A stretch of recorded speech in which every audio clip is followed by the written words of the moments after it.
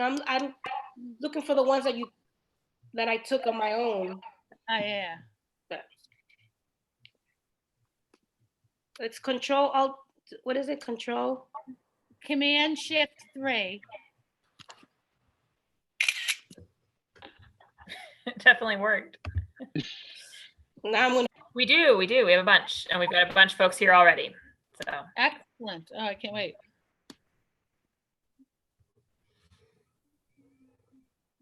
Yeah, so the requirement for any sort of early ed childcare settings, 3 and older, they have to wear masks. Yeah. So some of the shelters have been reaching out for the kid ones in particular, because those are really hard to come by. I'm sure. Karen. Hey, what are you doing?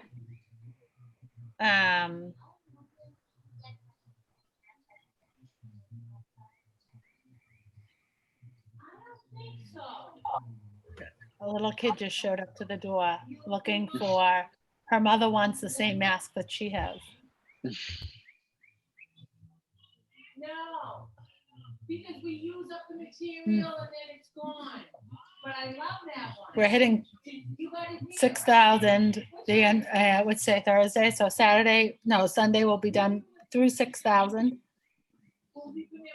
That's really wonderful. That's such Yeah. great work you guys are doing. Well done. I'm so happy about the money that I've raised. We have a bunch of checks. I haven't counted them, but we're definitely at 18,000. And I That's think great. I have found at least one, if not 2 people to match it to Winter Walk. Oh, fantastic. I That's know, great. I know.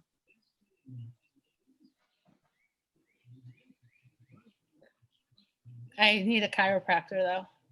I'm sure. No, we don't. Anyway, I just double checked. all right, I'm gonna go on radio silence.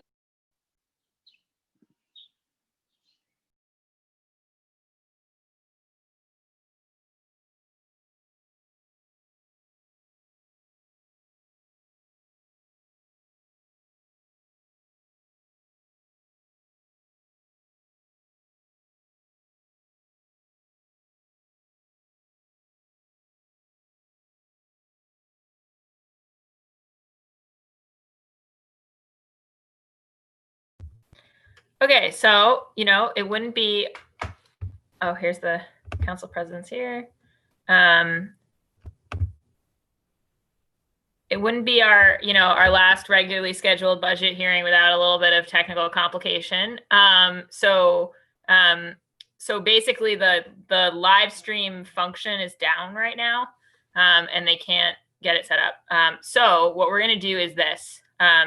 We're going to go ahead and do the hearing on Zoom. What we've been blasting out is the Zoom link, and obviously anybody who clicks into that link can come and watch it and join and testify. It'll be recording, and as usual, it will get rebroadcast on RCN and Verizon and all the channels. And as soon as we've got the file, it'll also go up on the City Council YouTube. But unfortunately, what is not going to happen is that this will not be playing on Boston.gov/City Council TV while we are doing it.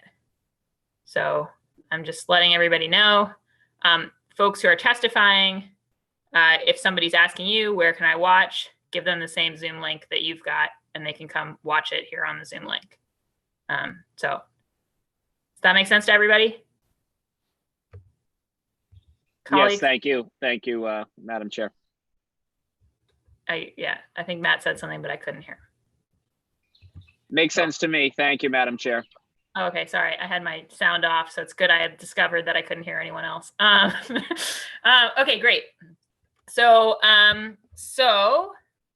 we are going to jump in. One second, everyone. I just got to pull up my notes here.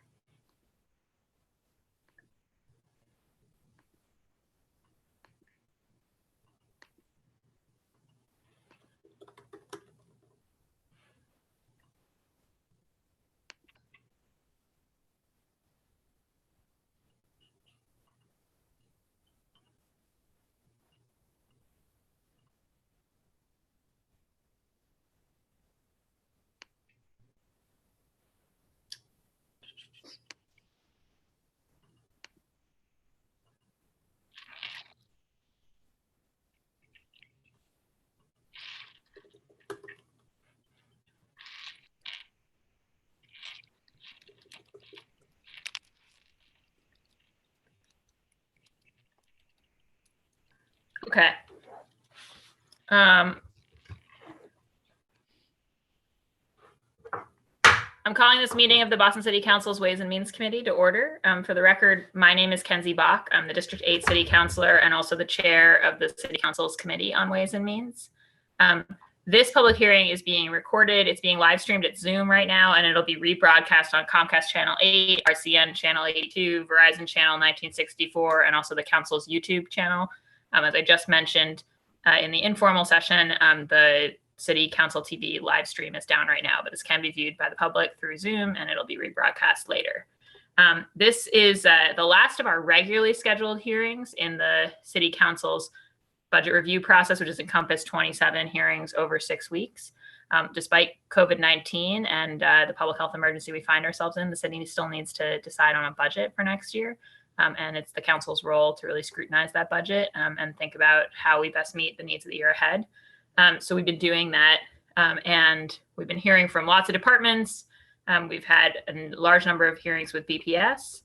And now tonight's hearing is a dedicated public testimony hearing. So we're really focused on hearing from the public. You can join this hearing. If you're watching this, you probably know that you can join this hearing from the Zoom link that is available on the public notice. And I'll just be asking people, I'll be recognizing people in turn and asking them to state their name and affiliation and limit your comments to about 2 minutes. Just so people know, the way that will work for those who are testifying is when you've been speaking for 2 minutes, I'll hold up my gavel, and then if you talk on past that, you may hear a chime. At some point, if you've been talking for a long time, just because we got so many people trying to get in, I will gavel you out. But I'm hoping that everybody can keep their comments directed to the point. But also, we really want to hear them. We're excited to have you all weigh in. And I think for the council, in many ways, we see ourselves as kind of a representative body that is like looking at the budget through the eyes of the public and trying to think about how it's going to cash out on the ground in our lives as citizens in Boston. If you're not able to provide testimony tonight, you can also submit written testimony to ccc.wm@boston.gov. We'll keep accepting testimony and distributing it to counselors throughout the budget process until the city council ultimately votes on the budget. You can also go to boston.gov/council-FY21 budget. And there's a place to submit your testimony. You can also submit a video. We have several people who have submitted videos in advance for this hearing, and we'll be playing those at the conclusion of the hearing. Today's hearing is on docket 0588 to 0590, orders for the FY21 operating budget, including annual appropriations for departmental operations for the school department and for other post-employment benefits. Docket 0591 to 0592, orders for capital fund transfer appropriations, and docket 0593 to 0596, orders for the capital budget, including loan orders and lease purchase agreements. So that's a long way of saying that it's a hearing on all of the dockets that make up the city's proposed budget. And our focus, like I said, is just going to be public testimony. So I will give my colleagues who are here with me a very brief chance to just say hi. That's Councilor Matt O'Malley, District 6, Councilor Ed Flynn, District 2, Councilor Anissa Asabi George, at large, and Councilor Kim Janey, District 7, and our council president.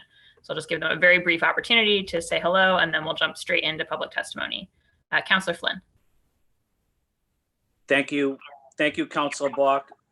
And I also want to say thank you to central staff again, and to the public for testifying tonight.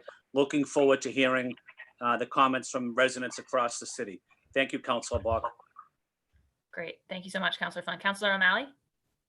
Thank you, Madam Chair. Good evening, ladies and gentlemen. It's great to be with you virtually. I hope everybody is safe and well. This is a great opportunity to hear directly from our bosses, the people of Boston. I'm delighted I know a number of folks who share my call for a full renovation of Billings Field and West Roxbury are going to join us, and well, looking forward to hear from them. Really looking forward to hearing from everybody tonight on this important issue. Thanks so much, and look forward to getting to public testimony forthwith. Great. Thank you, Councilor O'Malley. Councilor Asabi George.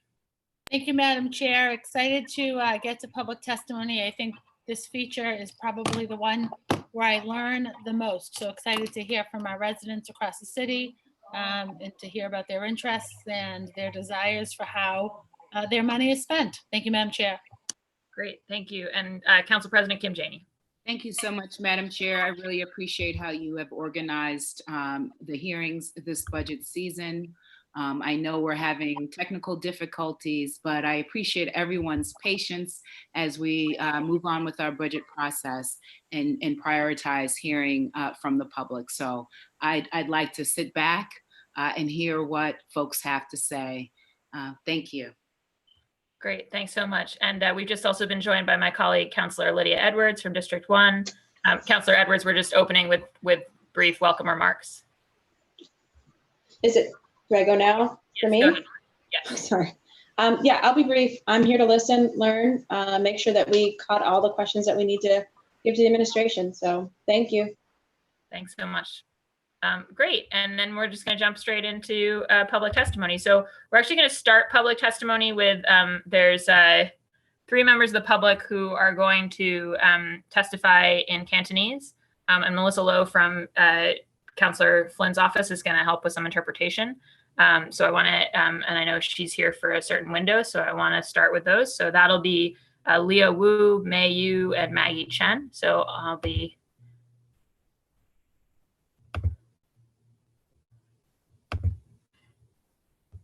all right. So Leah, why don't you start us off and go ahead. Hi, how are you? Good. 大家好， Good evening, everyone.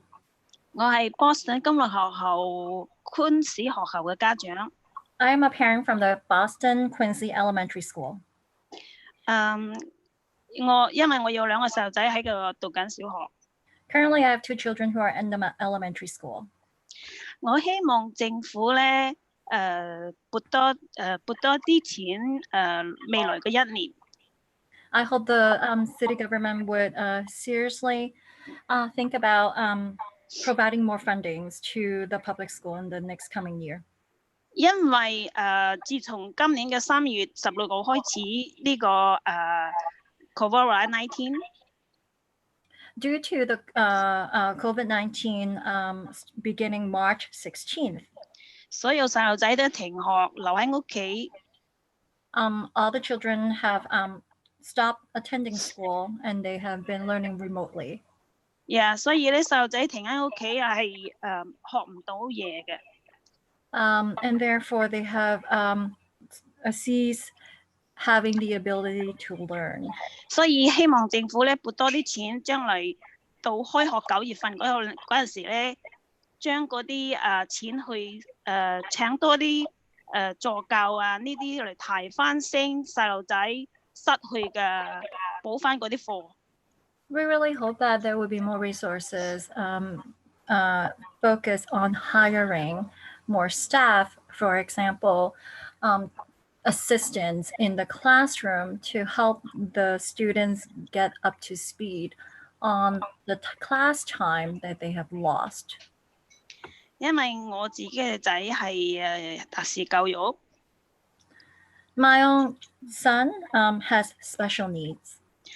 佢我哋屋企係講中文，同埋學校佢返學嘅課室咧係冇中文助教。希望呢個疫情咧，因為佢喺屋企學唔到嘢咧，希望佢9月開學嗰陣時咧，請翻個中文助教喺個課室教啲中英咁樣嚟教學咧，等啲細路仔補翻失去嗰啲課程。 His first language is Cantonese, and our primary language that is spoken at home is also Cantonese. However, the language of instruction in the classroom is English. We have been unable to assist him with his homework or curriculum at all. So there has been a lot of time that has gone by, and he has lost this time in his ability to learn. And we're really hoping and strongly encourage that in the next coming year in September, there could be resources put into hiring a Cantonese teacher's assistant to assist him with the learning that he's lost and to help him catch up. 同埋學校嗰啲翻譯咧，即係有時我哋學校開會同家長咧，嗰啲翻譯又唔好，請啲翻譯一啲都翻唔到專業。There has been an ongoing concern with also interpretation that has been provided at the school. Many are not professional, and we as parents have not felt like we had sufficient experience in accessing interpretation.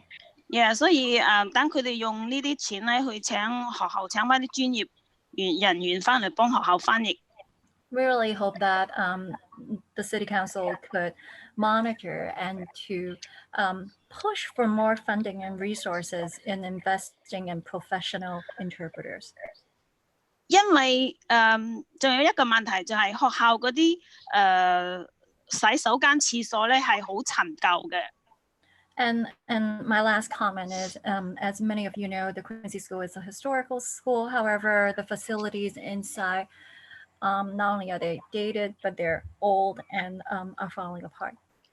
希望咧佢哋將佢分身一下，整翻好啲，因為啲洗手嗰啲水頭咧，有時好多都係唔工作嘅，即係廁所好多係塞晒，又冇人整嘅。And one of the biggest concern we have as parents are especially in this climate, the cleanliness of the school, especially its bathroom and its ability to offer our children running water for them to sanitize themselves. And many times the toilets cannot be flushed, and there are many issues with running water. 同埋因為呢個疫情咧，好多即係周圍係菌啊嘛，因為我哋要整翻好啲細路仔嚟，佢咪乾淨啲咯，即係大家都放心啲咧，學校環境好咧，家長都放心。And I'm speaking about this matter in light of COVID-19. Just having a sanitized and sanitary environment will make me as a parent feel much safer to send my child to school. Yeah， 希望政府可以即係呢啲學校咧要資助多啲俾呢啲公立學校嚟安排呢啲，真係要改善一下咯。We really hope that you would seriously think about providing more resources to schools such as ours, especially in light of COVID-19. 同埋即係話你撥多啲錢落學校，同埋嗰個到開學嗰陣時要課前課後，等啲老師幫補下補助，即係補習啲細路仔。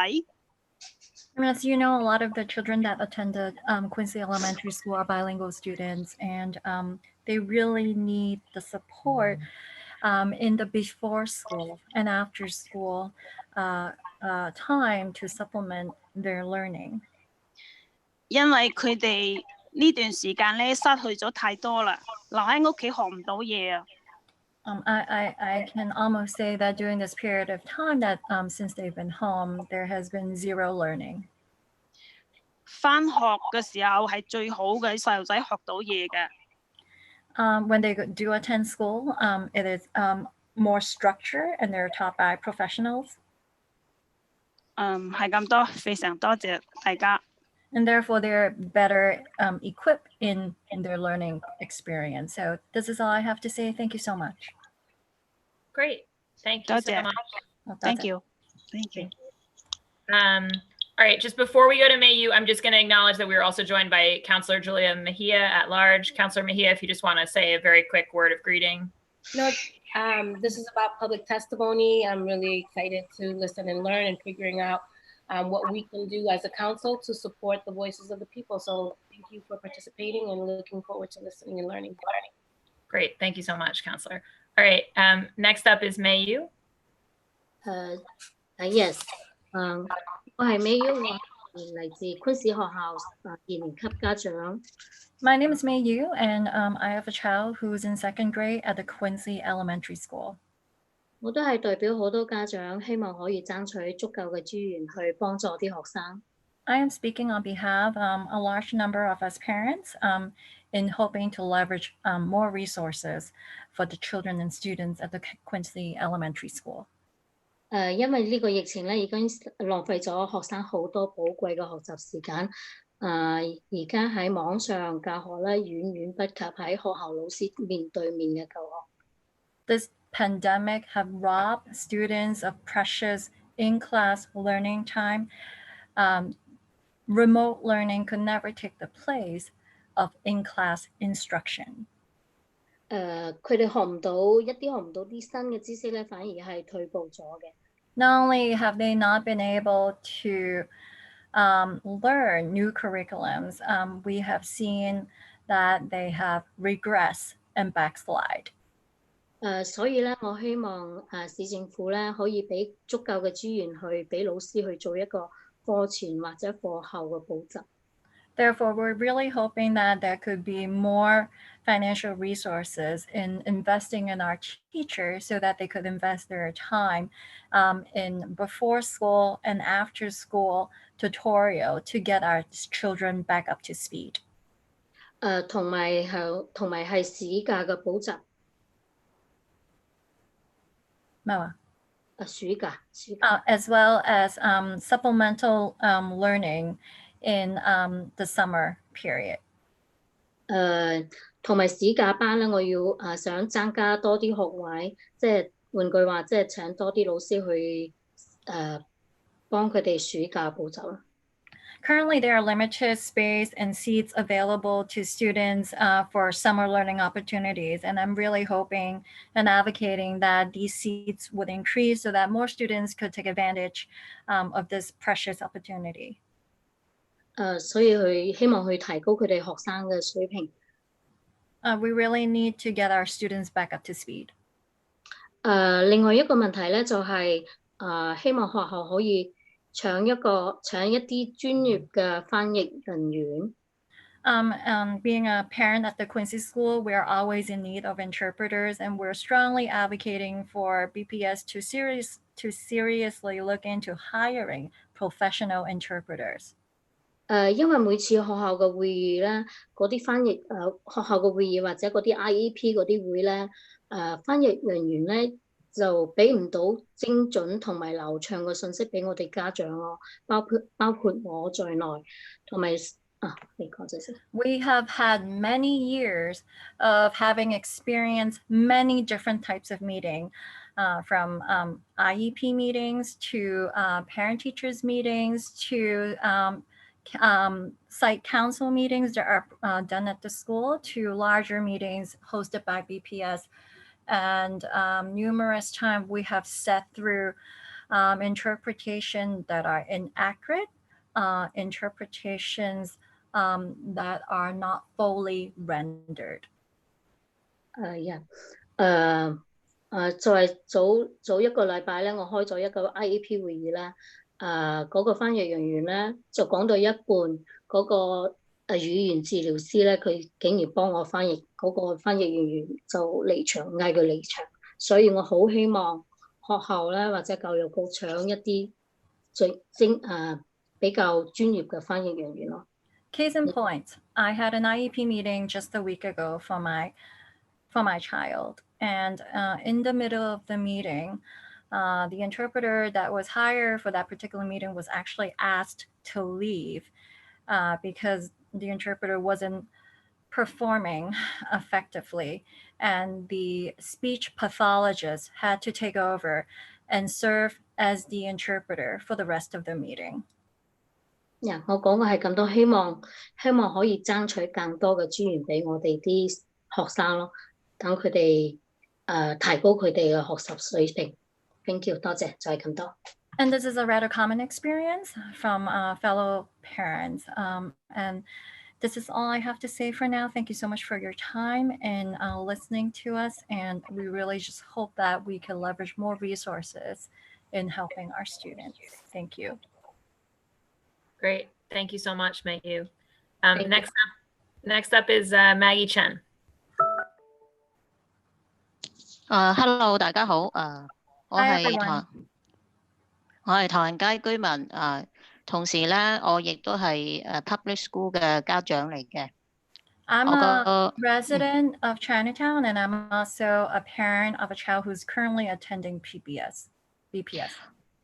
我個大仔咧就喺Boston Latin Academy 讀緊8年班，個細仔咧依家就準備9月份咧會喺做晒昆士小學嗰度係讀 K1 嘅。 I have an older child who's currently an 8th grader at the Boston Latin Academy, and I have a younger son who's planning to attend his first year in public school at the Josiah Quincy School for K1. 咁頭先嗰兩個家長講嘅，我都非常之同意啦。 I completely agree with the two parents who have testified before me. 但係我更加關注嘅係，因為呢一次嘅疫情影響之下咧，學生嘅安全嘅問題。 However, I'm actually more concerned about, in light of COVID-19, the safety of all of our students. 因為咧，我對呢個預算案咧就冇點樣了解過，但係我聽講係3月初嘅時候就已經制定咗呢一個預算案。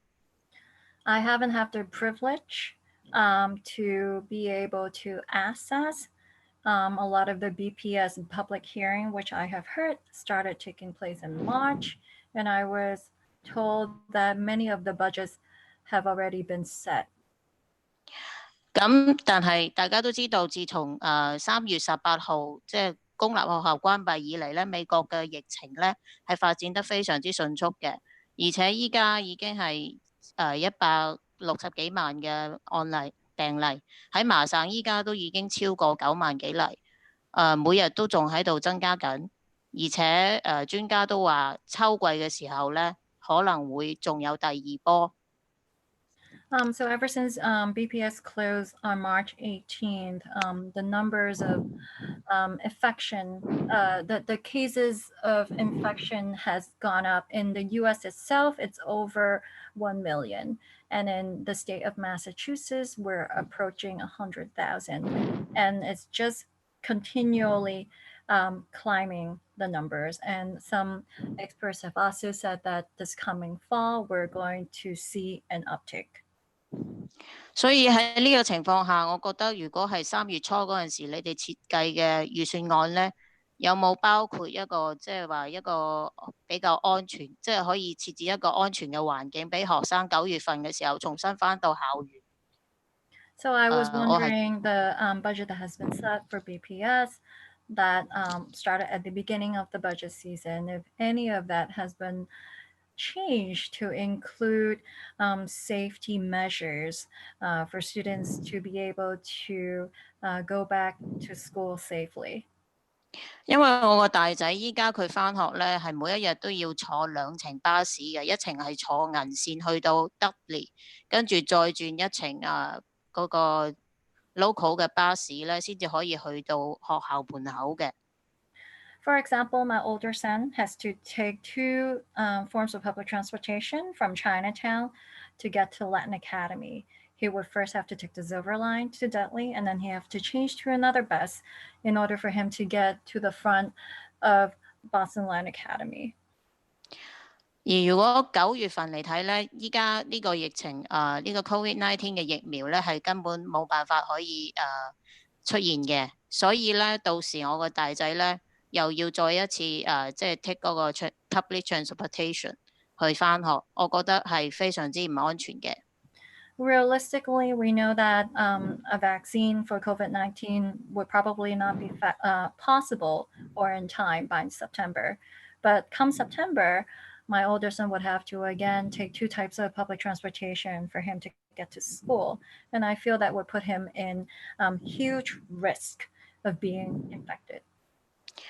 咁同埋佢哋整一個學校咧，依家每一個班咧都起碼超過20個即係20個學生一齊上課嘅，每一堂課都係。And currently the classroom size, it's over 20 students per classroom. 所以我覺得喺呢種情況下咧，即係要實現嗰個安全嘅社交距離都係根本冇乜可能好似。 So under these circumstances, I wonder how it would be possible to carry out social distancing.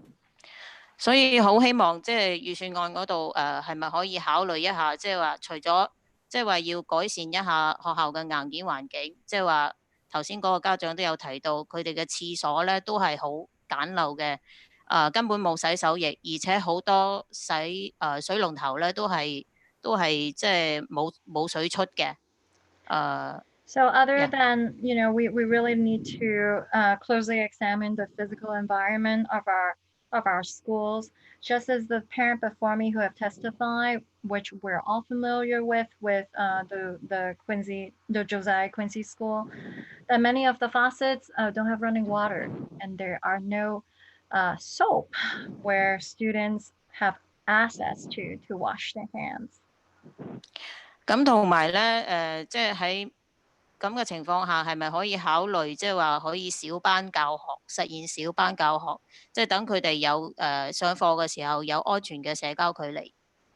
Is there a way that we can possibly carry out a smaller size classroom learning environment so that social distancing could realistically be carried out? 我覺得如果小朋友即係喺學校裏邊返學，真係可以即係喺一個安全嘅環境下咧，我哋嘅父母先至可以安心咁去上班，而唔係將佢哋放喺一個咁高危險嘅環境下邊，即係每日都提心吊膽。As a responsible parent, I feel that I would only feel safe sending my child to an environment that I know that would have a relatively less infection rate when other safety measures are being taken. I would not want to go to work and feel like I'm pushing my child out into an environment that I know that is not safe. 同埋我個細仔準備喺9月份喺做晒昆士小學咧，我依家都非常之擔心嗰個依家因為佢已經係被徵用為 testing site， 我唔知道究竟到時嗰個學校嘅環境係會變成點樣，因為對於佢嚟講，嗰一個係佢第一個返學嘅地點。所以我好希望即係預算案裏邊一定要做足呢一啲即係話安全嘅措施啊，搞好嗰啲衞生啊，或者請多啲即係保潔嘅人員啊，去確保嗰個整一個學校嘅環境係安全嘅。And currently, we all know that the Josiah Quincy Elementary School is serving as one of the testing sites. And my younger son will be starting K1 in the coming September. And I really hope that there would be more than enough resources where there would be experts and cleaning professionals that would be hired to make sure the site is completely infected and safe for our children to return to school. 好啦，我講完啦，係咁咯。Thank you. And this is all I have. Thank you so much. Great, thank you so much. And thank you to Melissa for translating those three. Before we go on with public testimony, I just want to acknowledge Councillor Arroyo, who's also joined us. Sorry, he was stuck in the waiting room for a while. If you want to make any opening remarks, Councillor Arroyo. Just briefly, I just want to say thank you to the community that is here to share their voices. This is about you. I've certainly, as Chairwoman Box Gavel can attest to, have had time to speak and have my thoughts heard. So I'm here to listen to yours, and I appreciate everybody who's taken the time to be here to do it. So thank you, and please proceed. Thank you. Thanks so much, Councillor Arroyo. Yeah, and I do want to thank Melissa again, and I'll just, as we now move into further public testimony, I'll remind folks to please keep your comments to 2 minutes. You'll see my gavel go up, and then a little chime will sound if it's been 3 minutes, just because we've got a lot of people waiting to testify. But I did want to provide extra time. I think it's really important for us to make space to hear testimony in other languages, and the translation takes some extra time. So I really appreciate everyone who just testified, and now we'll continue on. Next up is Ruby Reyes. Ruby, you have the floor. Hi, can you hear me? Yes. I just wanted to give, say thank you to the moms who just gave testimony. I know I was on one of the school committee calls when a parent had asked for translation a couple of days beforehand and had not received it at school committee. So translation is a serious issue for our district needs. But I wanted to share that I'm the director of the Boston Education Justice Alliance, and my name is Ruby Reyes, and I wanted to request additional funds for the Boston Public School budget for meeting COVID efforts in terms of needs, specifically for mental health supports for parents as well as students, and additional PPE equipment for everyone. As many of you know, there's been chronic underfunding by the state for the Boston Public Schools over the past 20 years. This year, the mayor generously, gave a substantial amount to support the BPS budget, but we still had budget cuts this year, some of which were to schools that are in the lowest performing transformation schools. Because of the weighted student funding formula, these schools, while they are in the transformation program or transformation system that Dr. Cassellius has developed this year, they received budget cuts and then received additional staff people. So for Beja, we know that overall this budget isn't going to meet the needs of all schools, and there will be budget cuts to a smaller group of schools this year, but there has been chronic underfunding over the past 20 years. So many of our schools have been missing staff, and now more than ever with COVID efforts to reopen schools, we're going to need additional staff. We're going to need additional support. So I do want to encourage the City Council to think about the Resiliency Fund and where it can be put for Boston Public School children during this time. And I also just wanted to say that with the state's MOU agreement with DESE, that also needs to be overturned. There is many restrictions around things like increasing graduation rates, increasing MCAS scores for these transformation schools, as well as for all schools. And with COVID, we know that these goals are not going to be met. And part of this agreement is a 3-year time period to have these goals met. So I just want to say that, with this MOU, it should be turned and done away with at the very least during this pandemic. Thank you very much. Great. Thank you so much, Ruby. And now next up will be Alma Chisholm, and then it'll be Weezy Waldstein. And just so folks in the waiting room know, I'd appreciate, because I know some people are here to testify and some people are just watching through the Zoom link. So if you're here to testify, if you would just raise your blue hand if you can, or comment in the chat, just so I know that you're looking to be added to the list. I'm starting with the people who signed up in advance. So Alma, you have the floor. Okay, can you hear me? Okay. Yep, can hear you great. Hi. Okay. Well, I'm a member of City Life, and I'm also live on the Boston Neighborhood Community Land Trust. And I'm testifying today in support of Action of Equity's 2 budget proposals. I'm advocating to add capacity to the Office of Economic Development so the city has staff, and program capacity to help connect our residents of color and low-income residents to good jobs, and also support implementing job creation and service year opportunities. Second, I'd like to advocate to expand job creation and service year programs for thousands of our residents who will be out of work by making changes within the capital budget, and then also leading a major fundraising effort. Through my work with City Life and on our land trust, I see many people at risk of eviction who cannot pay their rent. On our land trust, 3 out of the 15 families cannot pay their rent. So I'm advocating, we City Life, we fight displacement every day. And as a person who's overcome displacement myself and my family, I'm advocating for this, for those who are at risk for eviction, and hope that you would support this Action of Equity's proposal. And I'd like to thank you for your time. Great. Thank you so much, Alma. You're welcome. Next up is Weezy Waldstein. Weezy, you have the floor. Hi, thank you very much. Can you hear me? Yes, can hear you great. Yes, okay. So my name is Weezy Waldstein. I'm with Action for Equity, and I think all the counselors have the actual proposal that was emailed out by Marvin Martin, who's the director. I wanted to add a couple of points as we've learned more about how to go about some of what we propose.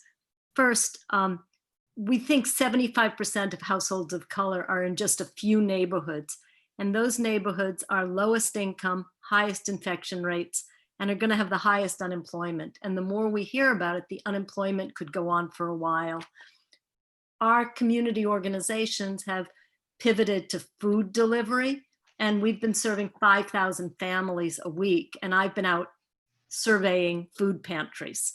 And it's very frightening what may be coming down the pike. And so we've really pushed to think about how do we take up some of the ideas. There's been an op-ed by Alan Kazai of City Year about service year jobs. How do we do this when we're not going to be saved by Washington? We want to encourage the council to closely review capital projects that are funded solely by the city. You can't convert I'm learning these things and I'm bringing these ideas in, but I'm reading them carefully because it's new to me too, or it's new to me. You all, I'm sure, know more. You can't convert capital funds to operating funds, but you can reallocate and reprogram capital funds into other projects that can be used in communities or hiring people from communities or in service year projects that reach a capital intent. So people have talked about digital divide. People have talked about green and environmental work. And so really looking at the capital budget and finding a down payment that allows the city to go forward leading and then looking out to fundraise for other service year type opportunities. We've been talking to people who have these interests, who have been running some of these programs. And I think there would be a great deal of interest in the city. And we've heard about the ideas for other funders of some of these projects, that Boston tech companies that sell payroll and ordering software to restaurants, for example. We also want to advocate for additional funds for the Office of Economic Development, so they have the staff capacity to support some of these ideas and also leveraging hiring from Boston employers. Thank you. Great, thanks so much. And do you know, is Marvin still planning to testify? He is, but I think he's coming later into the. Okay, great. Yeah, thanks No very much. All right, so then next up, I'll recognize Kevin. 1 second. All right, so next up, we'll hear from Kevin Cosby, and then Steve, you're on deck. Kevin, go ahead. You just need to unmute yourself.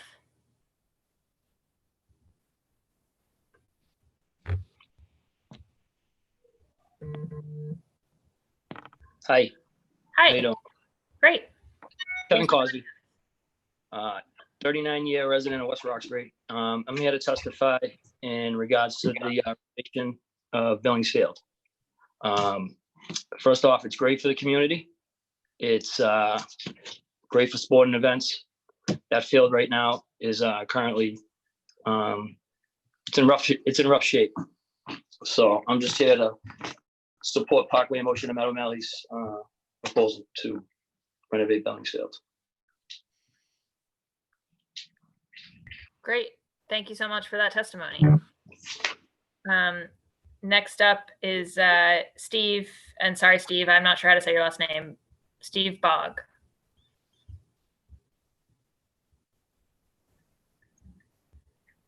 Steve, you have to unmute yourself. Mute. There we go. Okay, can you hear me now? Yes, I can hear you now. Okay, so when I heard about testimonies on the Billingsfield, I wanted to be involved with it. I'm involved with Parkway in Motion, Parkway Cycling Club, And I've been living in West Roxbury for the last 45 years. My kids, my grandkids, all are invested in this community. And as I go, even just bicycling out of the Y, we go through the field, all the walkways are broken up. It's almost like it's a joke to get through there. And then I look at the stands where the kids are, where all the people watch the games. And all of the grandstands are all broken up. It's almost like the park is just plumb worn out. It needs help. Everyone's just looking the other way. It's been going on that way for a number of years. The time, I think this is an opportunity. Please, let's just get it done for the community. Everyone tries to stay in West Roxbury, tries to get involved. And this is probably one of the most central places that they have in the entire town. So that's my support on Billings Field. Great. Thank you so much, Steve. You got it. Next up is Kelsey Galliano. And after Kelsey, it'll be Sarah Parker. Kelsey, you have the floor. Okay. Hi guys. I'm here to speak on behalf of increasing the funding, the city's funding for youth jobs to 15 million, as was previously mentioned by Ruby Reyes. If you guys hear a little bit of noise in the background, I'm babysitting, so just don't mind that. So I really think that this is an important issue that we should, the city should definitely try to focus on and support. I myself used to be employed by the city, and it really helped me get into prepare myself for college and for setting up a career for myself. I personally think it's very important that we get youth from the ages of 14 to 22 within that range, and then have specific groups for youth between the ages of 19 and 22 to get more opportunities to work as well.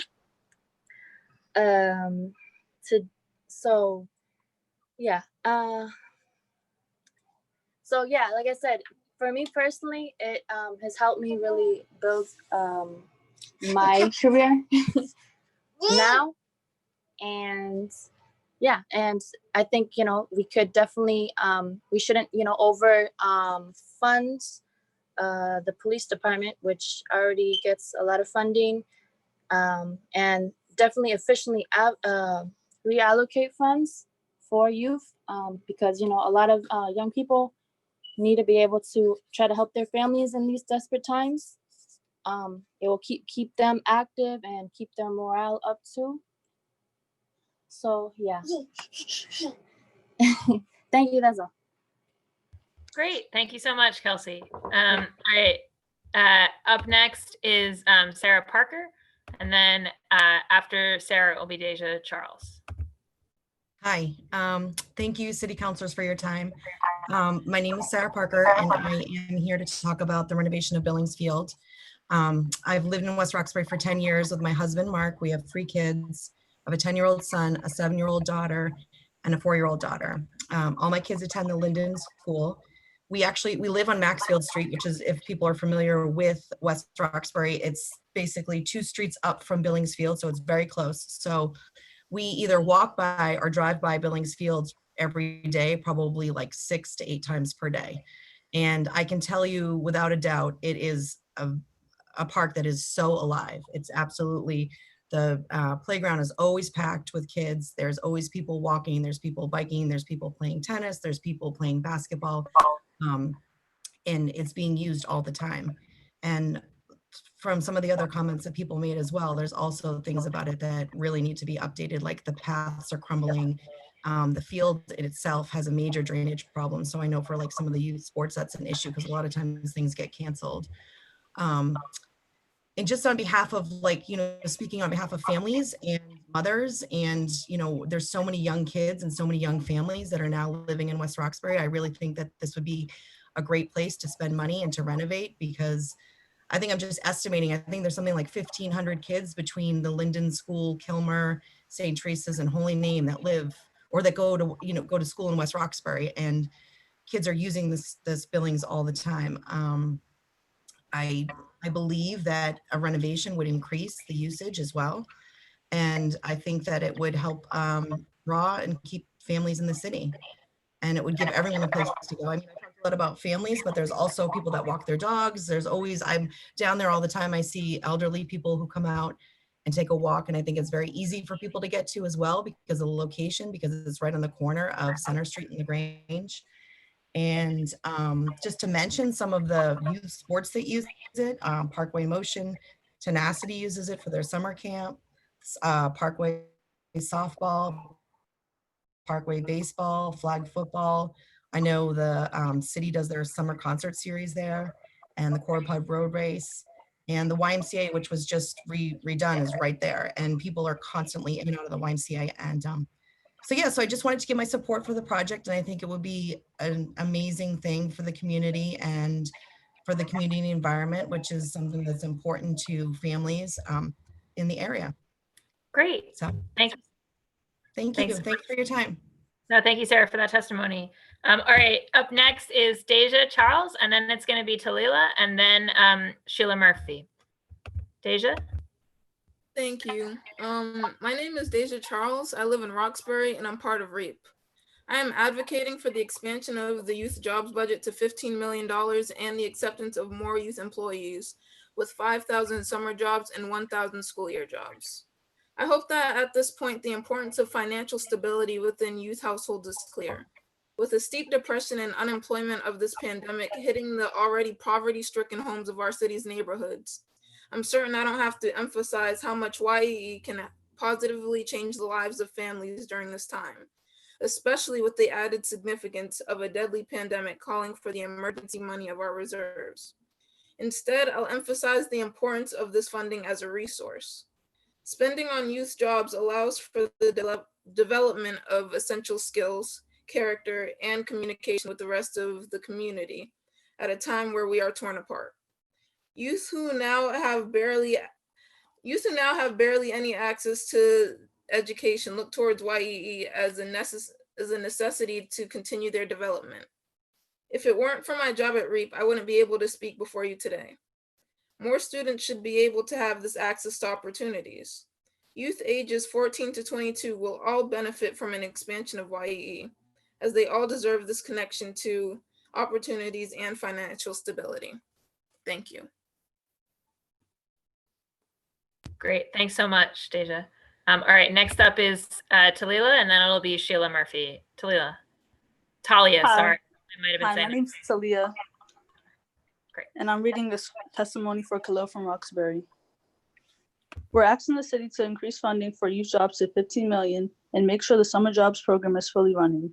The city should fund 5,000 summer jobs and 1,000 year-round jobs from September to June and hire 14 to 22-year-olds and give grants to organizations.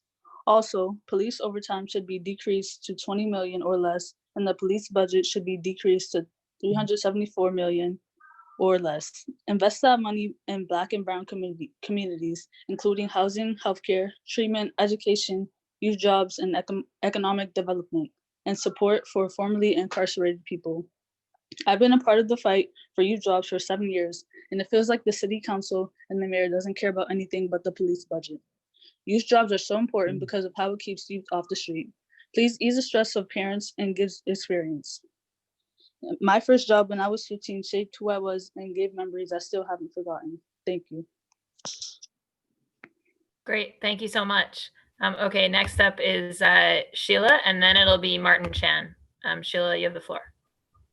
Hi, thank you. Thank you guys all for being here tonight. I just want to start by saying I'm here to testify about the renovations to Billings Field. I've been a Parkway resident for over 49 years. My daughters have been involved at Parkway Girls Softball for over 13 years, and I've been a board member for Parkway Girls Softball for the past 5 years. I support the renovation of the field. It is the hub of the Parkway, hosting many events throughout the year. The walkways are in disarray. The baseball field is virtually unusable, and the cement bleachers are crumbling. Last year, during our softball season, we had a 2-week stretch of games where we had to cancel. The middle of Billingsfield turns into a lake.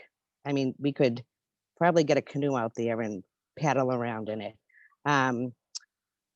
A lot of it has to do with the condition of the fields and the safety of our players, that we support Councilor O'Malley with moving forward with this. And I just want to thank you guys all for your time. Great. Thank you so much. Thanks for Thank you. All right, Martin, you have the floor. Martin, you have to unmute yourself.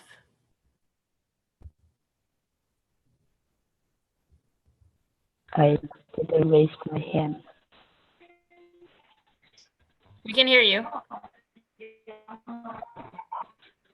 Hello? I didn't. Martin. I didn't raise. Martin, I think why don't you Hello? Hi, we can't really hear you. So maybe if you were you trying to connect with a different device?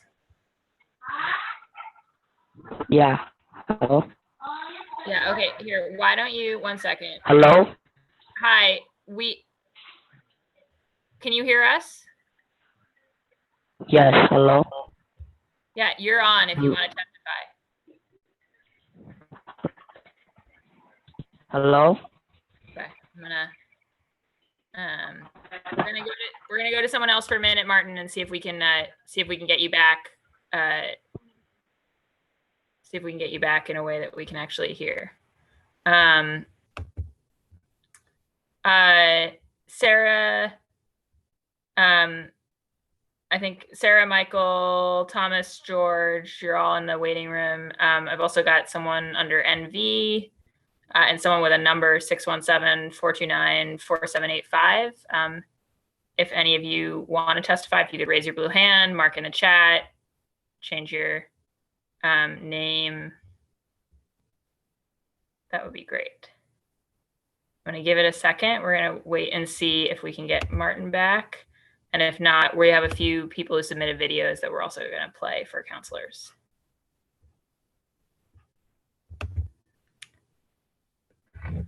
Okay, I think Carrie, why don't we play the videos that were submitted, and then we'll check in on whether we've got anybody else to testify live.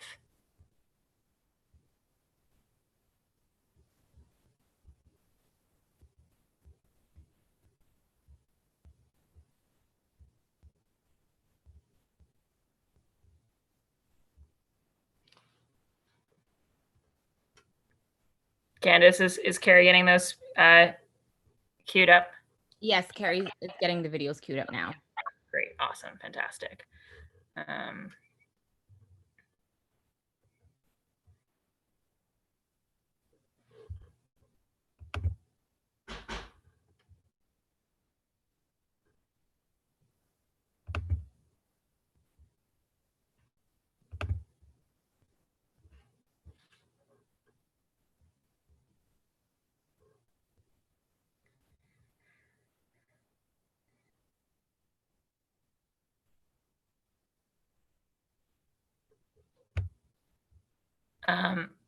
Carrie, I think we don't have sound on this one. Can anyone else? No one else can hear the sound, right? Okay, so we still need. All right. We still I guess technology isn't my thing today. I tried to download it and wouldn't download, so. Hold on, it might be.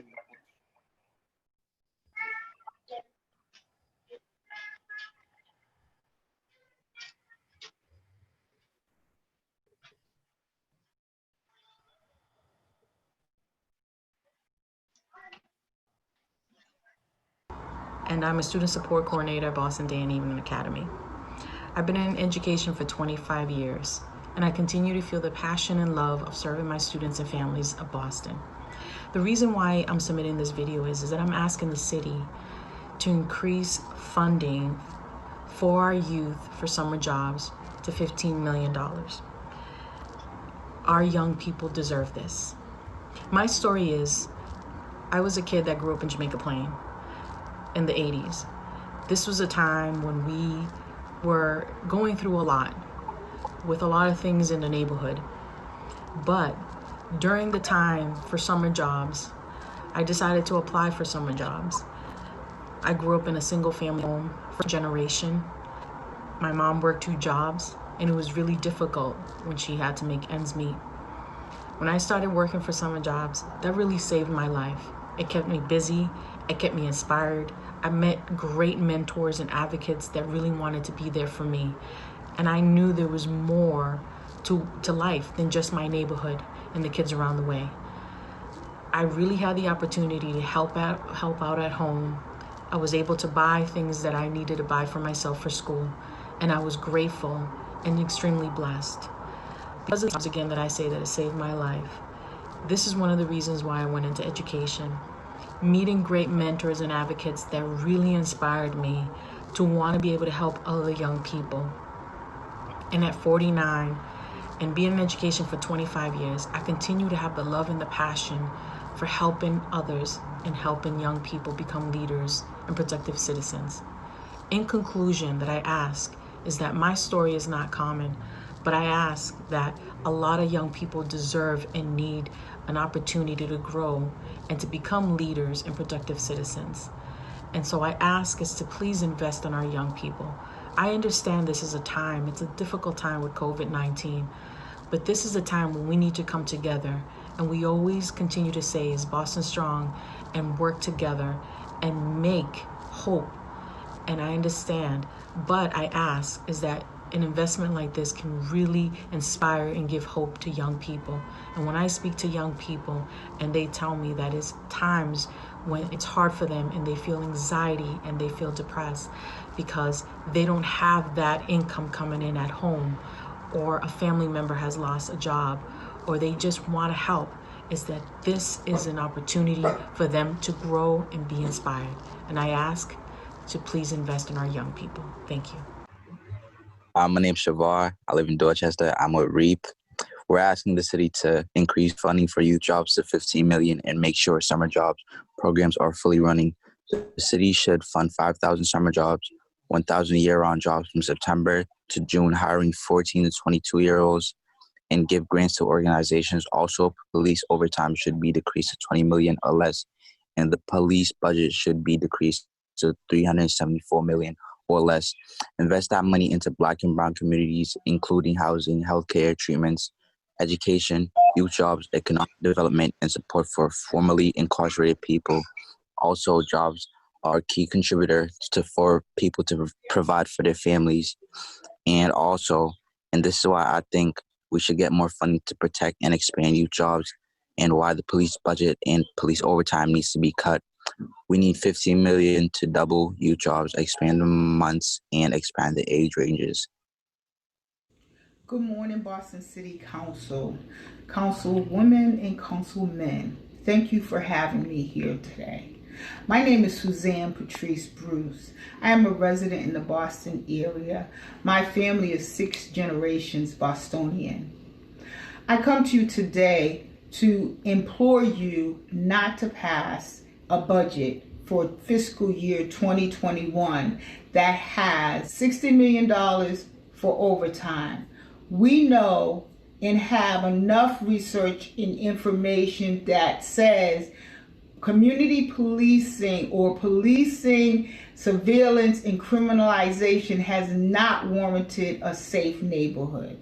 We need to put money to a better use for our youth and our young adults. We could better use that money for employment so families, so young adults can help their families with employment opportunities during our novel crisis. This is a time where we must stop polarizing our neighborhoods. In the Blackstone Franklin Square neighborhood, as you know, there has been money that has been earmarked for the neighborhood association to put up surveillance cameras. That has been the decision.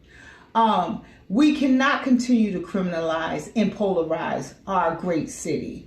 We can do better. And I encourage you, and I know that you will support my plea and my request of utilizing the money in a much more effective manner for justice for the whole community around employment, health disparities, as well as education. Thank you. Thank you.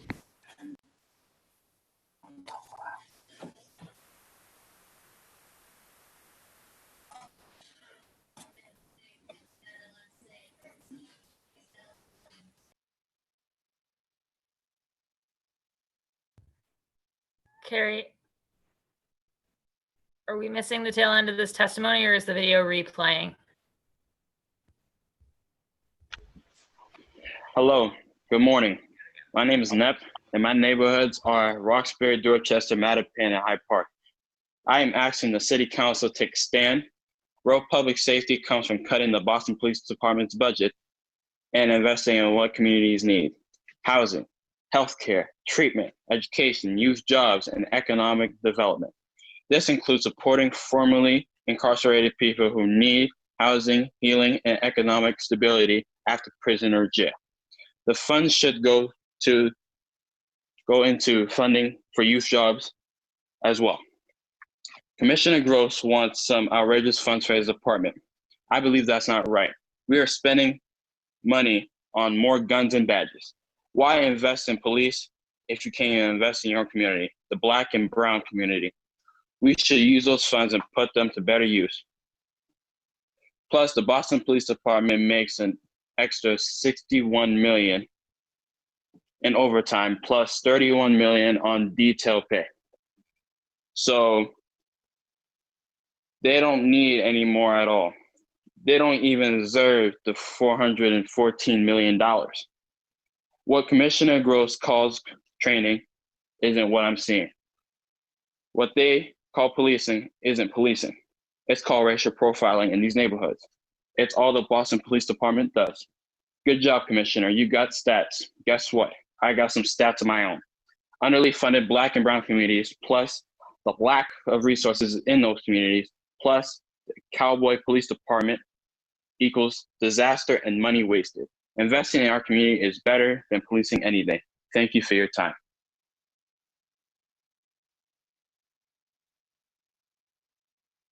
Great. I think those are all the videos. Is that right, Carrie or Candace? Yep, that's all we had submitted in advance. Great, perfect. Okay, so next up is going to be, we've got some more testimony in person. So I'm going to go to Martin, and then it'll be Louisa, and then Nisoj, sorry.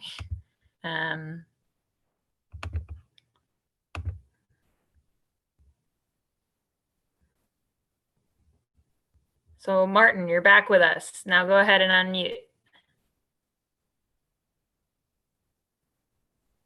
Hello，我係 Martin，我係 Martin Chan 嘅媽媽。Martin Chan's mom. 我個仔 Martin 喺唐人街中學讀7年級，而家。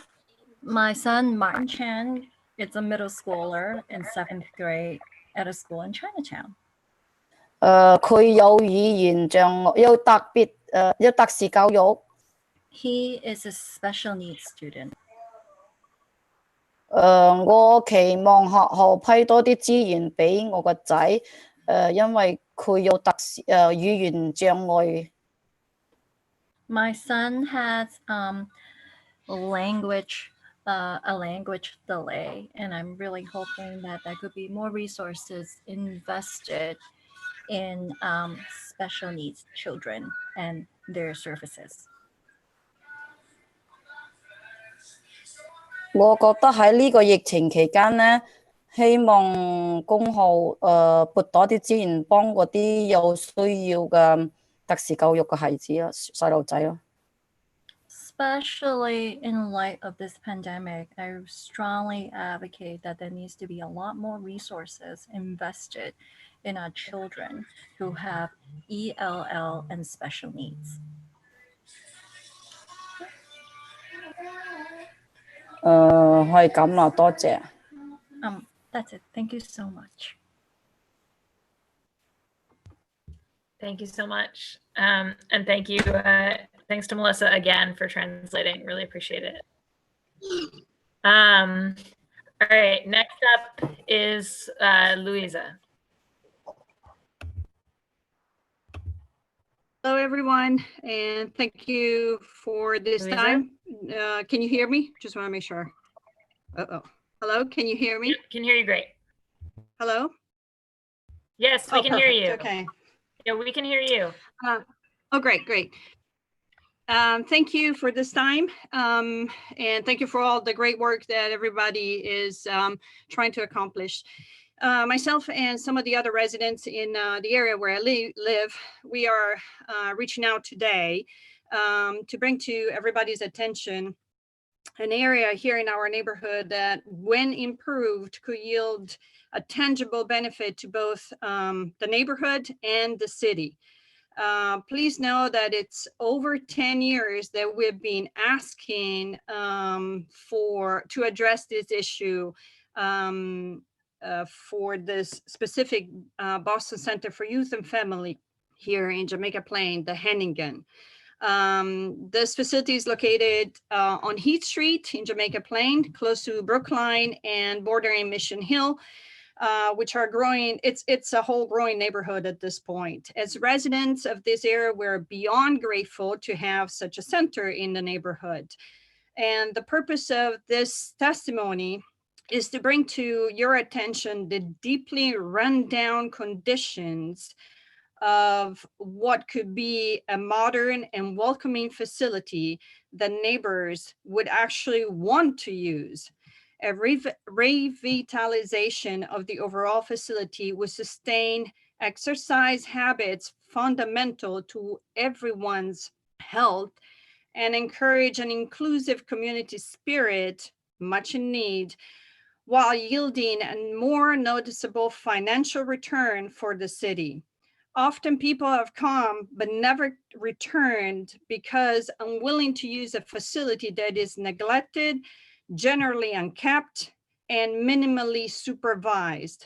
Although more recently, there have been very modest changes, the facility does not present itself as an option as it could be, nor it matches the standard of a growing city such as Boston.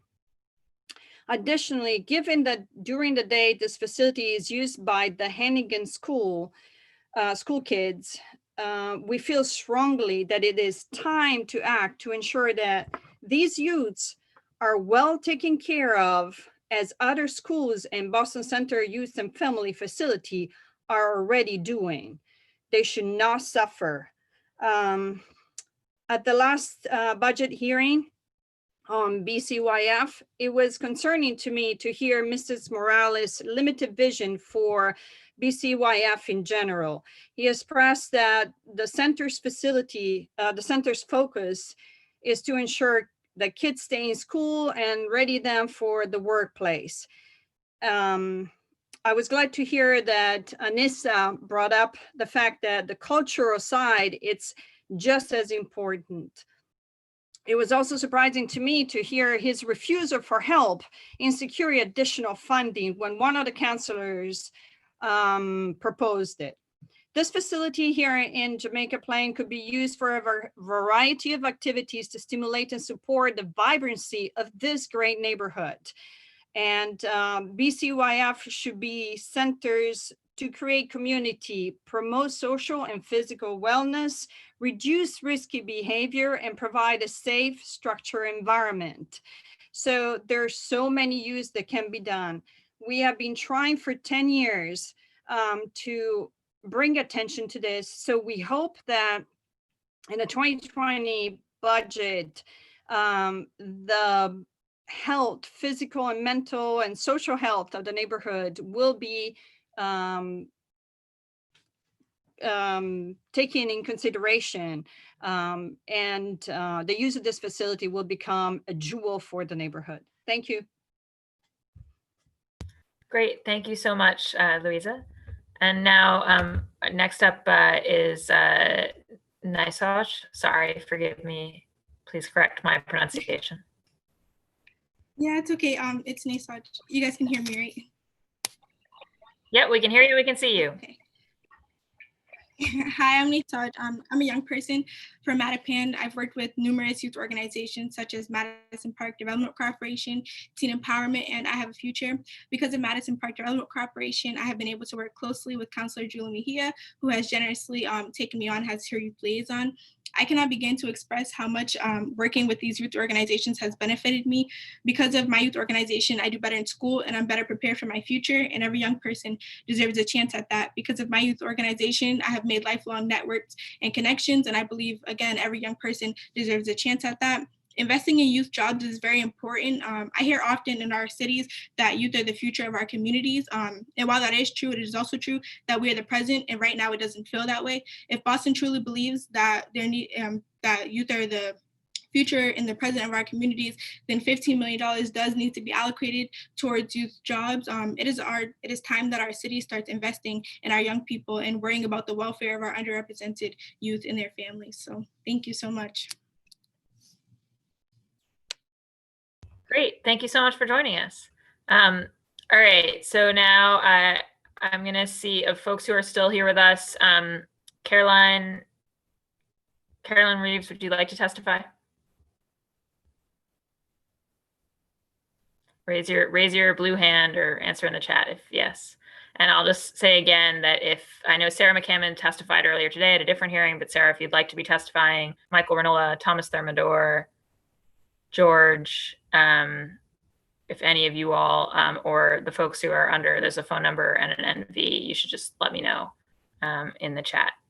All right, and I think it sounds like everybody who's here right now is just here to watch. So I think what we'll do now is I really want to thank everybody who came and testified and those who submitted videos in advance and the people who have testified throughout our whole process because it's just so important, as many of my colleagues said. So I think what we'll do is I'm going to hold this open for a while still, probably at least until quarter of. So what we'll do is I will stay here and wait and see if more folks show up to testify. I know we've got a couple of people who had signed up to testify who haven't made their way into the waiting room yet. Counselors, if any of you want me to text you if we've got public testimony back, we'll do that. And otherwise, if we don't get further folks, we'll conclude the hearing, but we'll wait for a while. So again, just really want to thank everybody for sharing and nudging us in lots of good directions. So, Candace, can we put up a slide again that just lets people know that we're holding the room open?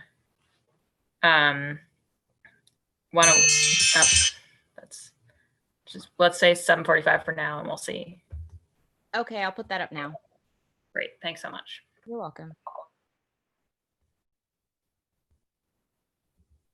Oh wait, Candace, before you do, sorry, false bottom here. I just saw that Marvin just joined us, and he was one of the people I was waiting on. So let me let Marvin testify. And I also see that Tim has joined us. Tim, if you can chat or post or raise your blue hand if you want to testify. But Marvin, you've now got the floor.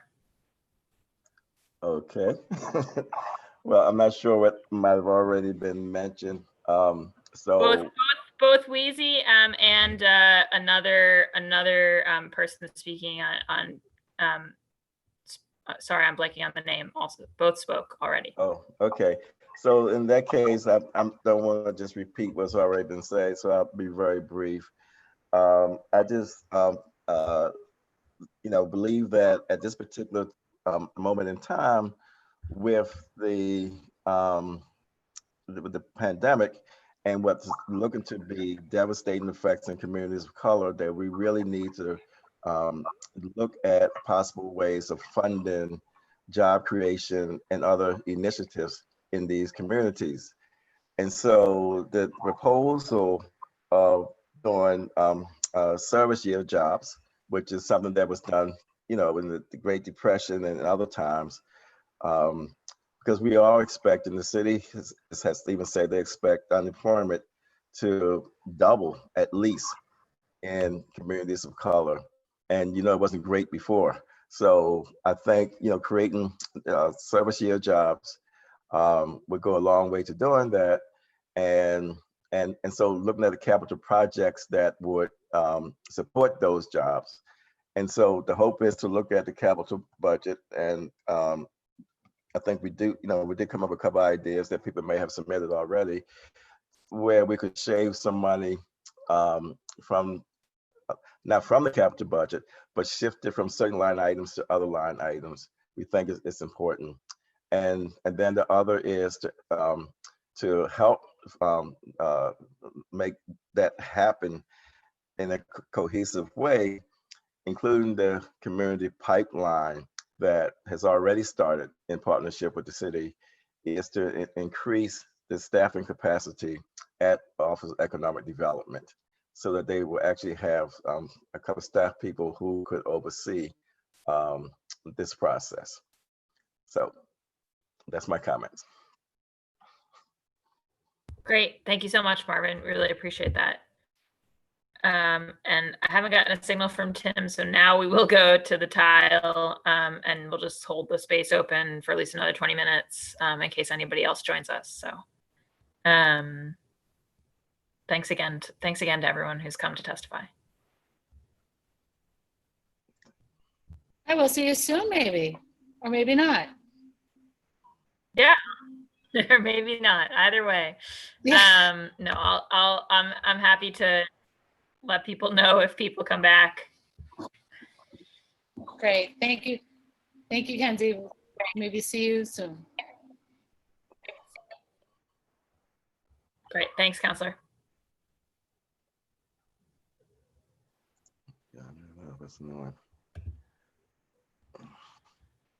Oh, there you are, Marvin. Yeah, I just realized I wasn't on. Yeah, well, we heard you. We heard you loud and clear. So, but thanks so much for joining.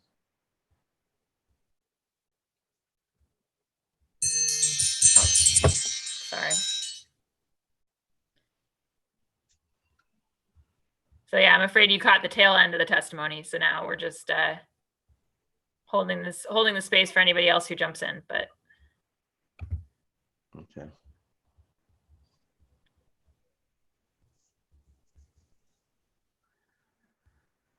Oh, I'm surprised it was over this quick.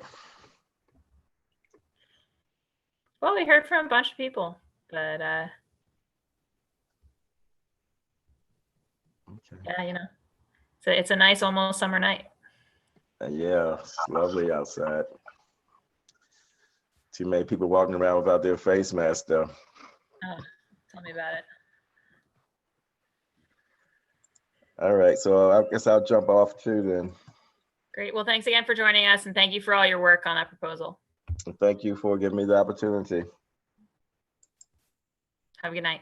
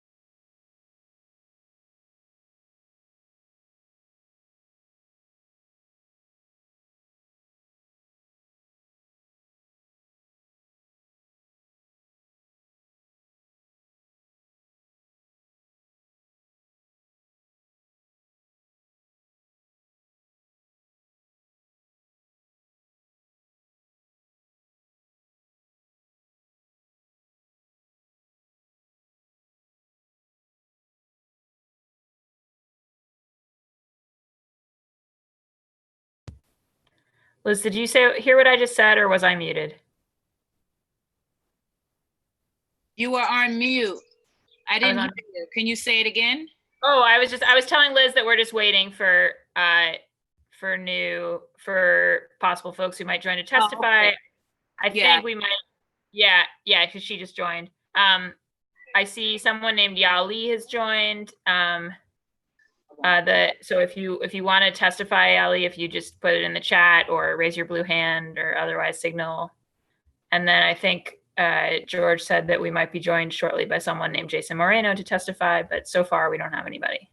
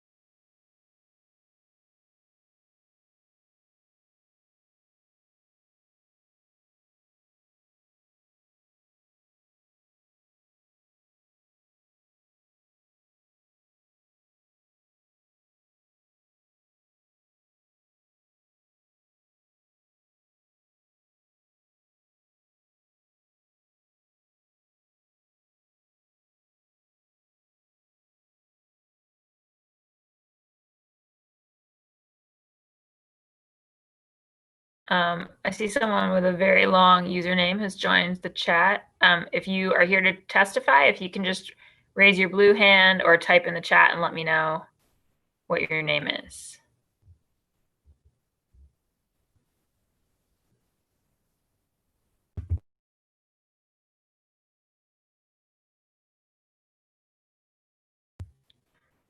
Okay, and I see Yali's hand is raised. 1 second.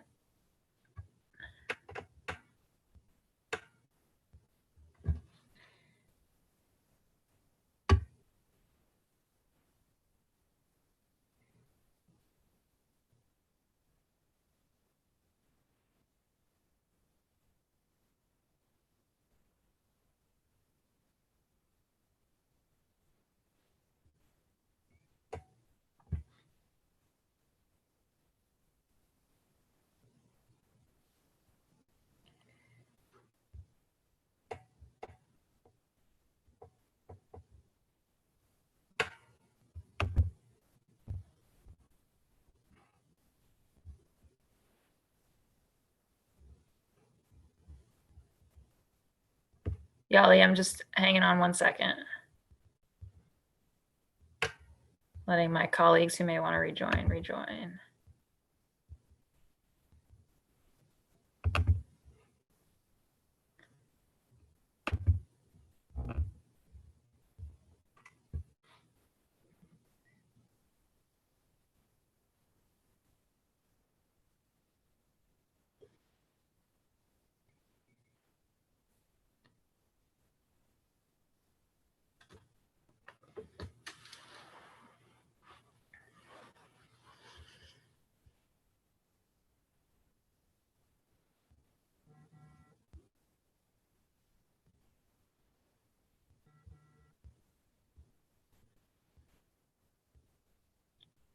Okay, Yali, why don't you go ahead? Do you know, can you unmute yourself?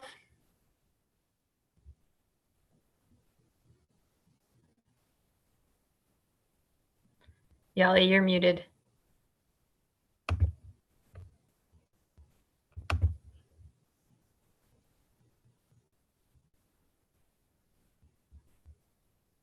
Candace, can we get Yali unmuted?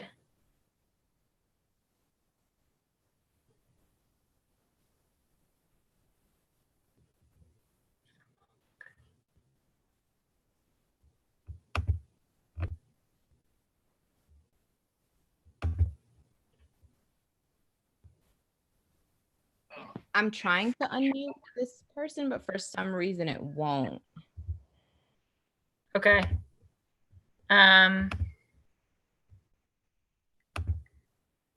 right, I'm moving Yali back into the attendee for now. And I see, all right, well, I'm going to recognize, I see Jason's here. I know he wants to testify, so I'm going to.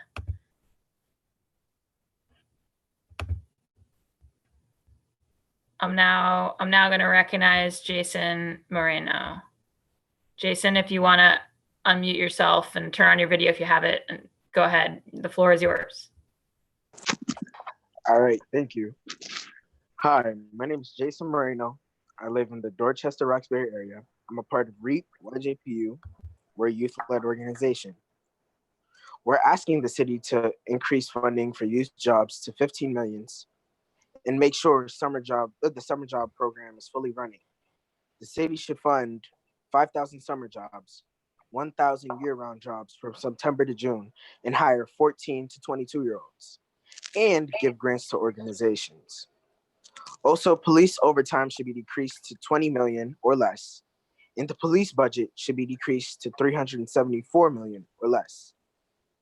Invest that money in Black and Brown communities, including housing, healthcare, treatment, education, youth jobs, economic development, and support for formerly incarcerated people.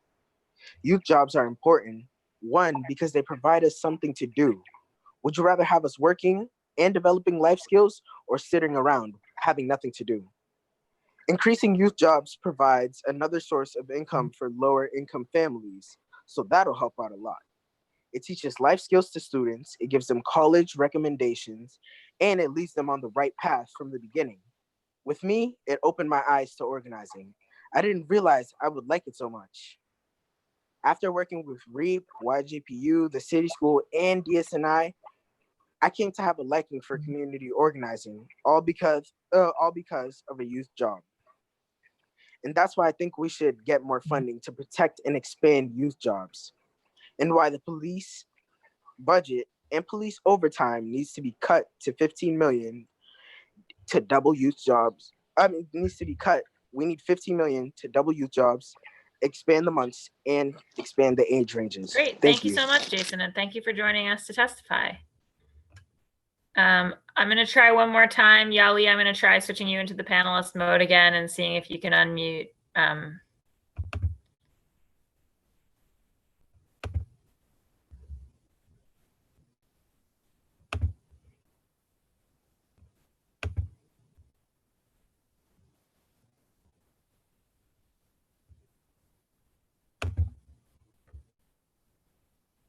All right. I think we're still not having any luck on that front.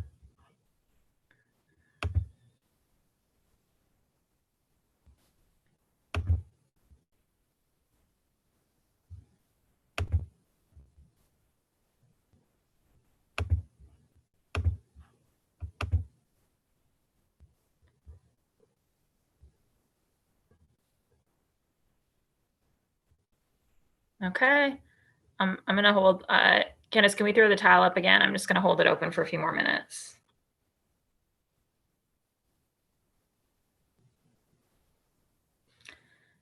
Actually, before I do, I should let Councilor Braden, do you want to say anything in regard to public testimony? Just because you weren't here when we did quick remarks at the start.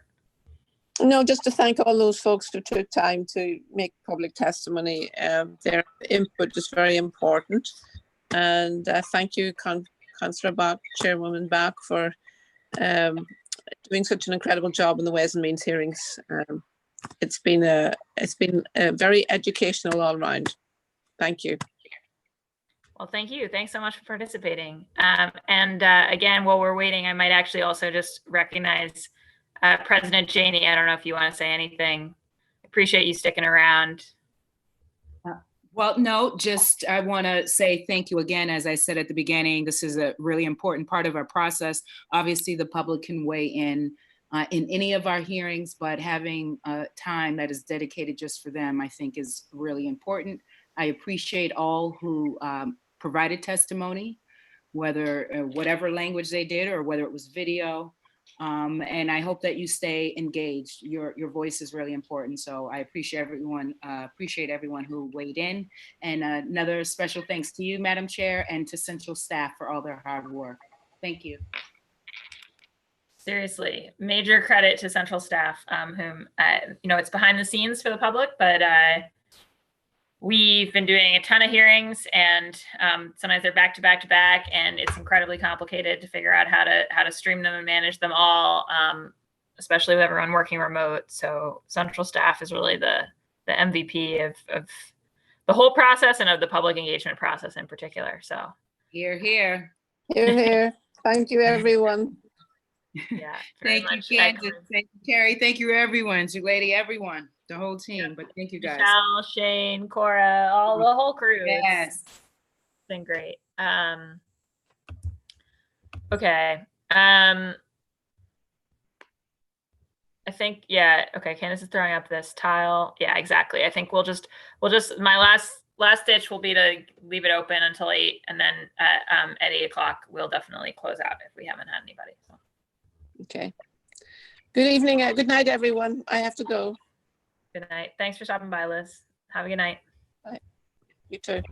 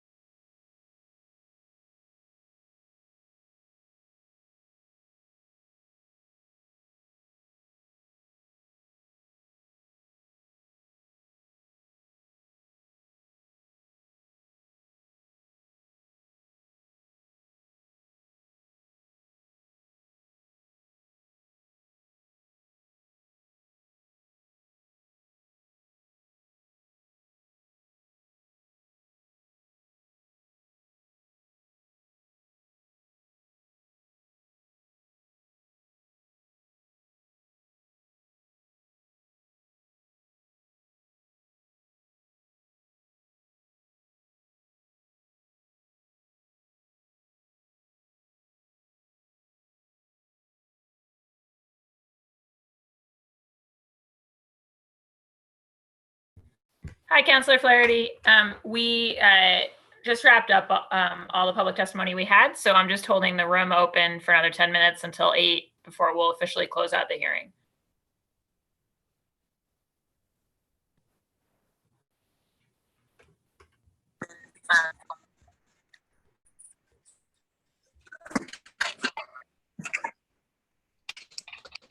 Thank you, Madam Chair. Sorry, it was kind of a back-to-back Zooms, so can't it, but thank you. Appreciate it. Yeah, no worries. No, thanks for stopping by. Yeah, it's back-to-back Zooms is definitely life right now. Oh, it's crazy. It is crazy, but keep up the good work. Oh, thank you.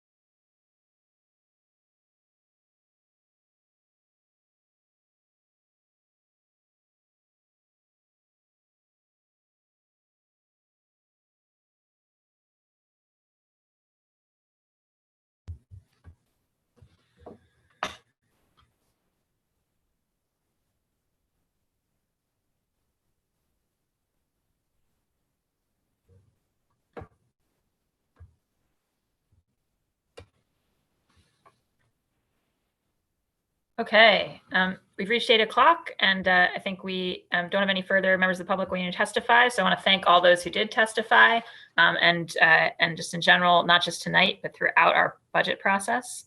That process continues into June, and we look forward to continuing to receive your written testimony, submitted videos, anything to weigh in on the city budget as we make these decisions together. With that, this meeting of the Boston City Council's Ways and Means Committee is now adjourned. Thank you.